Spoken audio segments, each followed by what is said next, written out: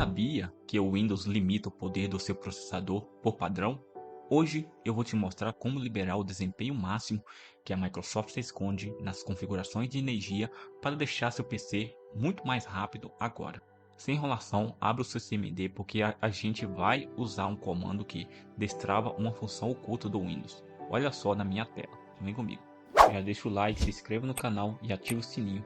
Isso ajuda muito o canal a crescer. E se você quer aprender mais sobre tecnologia, hack ética e programação Python, eu deixei meus cursos completos com 86% de desconto exclusivo para quem veio do YouTube. O link está na descrição ou nos comentários fixados abaixo. Agora vamos direto na prática. Abre aqui o CMD como administrador, né?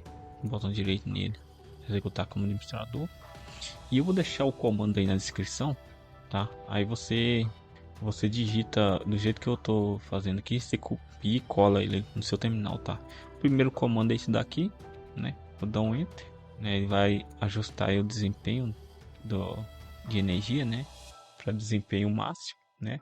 Agora a gente vai aqui no painel de controle, digita aí painel de controle, vou procurar aqui a opção de energia. No meu caso aqui ele tá como ASUS recomendado, né?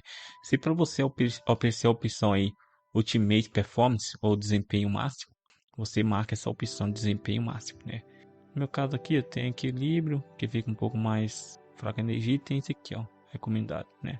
Vou deixar esse por enquanto. Viu só? Esse plano de desempenho máximo geralmente só aparece em estações de trabalho potentes, mas com esse comando você traz essa performance para o seu dia a dia. Se o seu PC parou de engasgar, comenta aqui embaixo, PC turbinado, para eu saber que funcionou para você. Não esqueça, se quiser aprender hack ético do zero ao profissional comigo, o link dos 5 cursos com 86% de desconto está esperando aqui na descrição. É a sua chance de entrar para a área de TI com o pé direito. Vou deixar outros 2 vídeos aqui na tela para você continuar otimizando sua máquina e sua segurança. Um abraço e até!